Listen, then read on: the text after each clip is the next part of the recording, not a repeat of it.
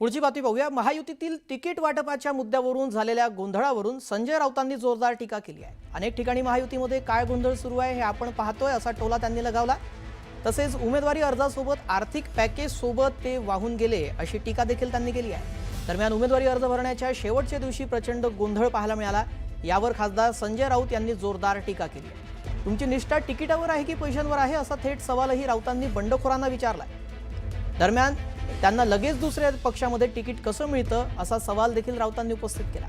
यावेळी बोलताना त्यांनी निवडणूक आयोगावरही टीका केली आहे। निवडणूक आयोग काय डुलक्या काढत आहे असा सवाल देखील त्यांनी विचारला आणि दिनेश वाघमारेंवर टीका केली आहे। वाघमारेंनी आपल्या नावाला जगावं, त्यांनी या भाजपाच्या लांडग्यांना आवरलं पाहिजे अशी घणाघाती टीका त्यांनी केली आहे।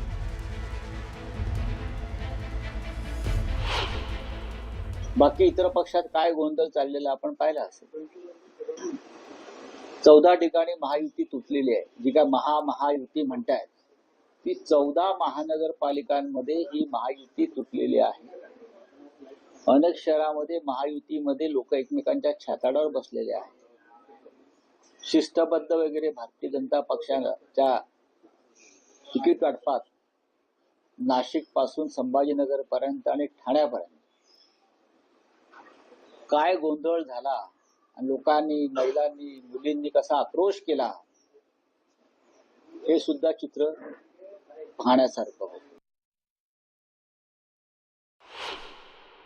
कोणी निष्ठावंत नसतं। ते निष्ठावंतांची काल तुम्ही भूमिका पाहिली असेल।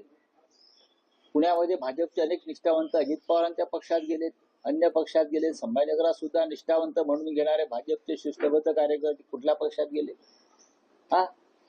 निष्ठावंत वगैरे काय नसतं। आज शिंदे गट, भारतीय जनता पक्ष आणि अजित पवार उमेदवारी अर्जाबरोबर जे आर्थिक पॅकेज देत आहे 5-5, 10-10 कोटीचं, त्यासाठी हा गोंधळ आणि रेष त्या पैशाच्या पावसात वाहून गेलेल्या आहेत।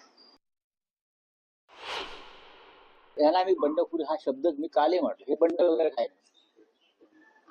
त्याला तुम्ही कसला बंड म्हणताय? या पक्षात तिकीट दिलं नाही म्हणून दुसऱ्या पक्षात जाऊन तिकीट घ्यायचे बंड झालं का? बंड एकच झालं या देशात, ते 1857चं बंड, ब्रिटिशांच्या विरुद्ध स्वातंत्र्यासाठी, विचारांसाठी झालेलं बंड आहे। तिकिटासाठी बंड होतात। तुमची निष्ठा तिकिटावर आहे की पक्षावर आहे असं बाळासाहेब ठाकरे नेहमी सांगायचे की तुमची निष्ठा तिकिटावर आहे की पक्षावर आहे ते ठरवा। ज्यांची तिकिटावर निष्ठा आहे ते निघून गेले। तिकीट नाकारण्याच्या नंतर दुसऱ्या मिनिटात जर एखादा उमेदवार जाऊन दुसऱ्या पक्षात उमेदवारी घेतो याचा अर्थ तू गेल्या 10 दिवसापासून त्या पक्षाच्या संपर्कात आहे। जे दुसऱ्या पक्षात जाऊन ताबडतोब पुढल्या 5 मिनिटात उमेदवारी घेतात एवढं सोपं असतं का?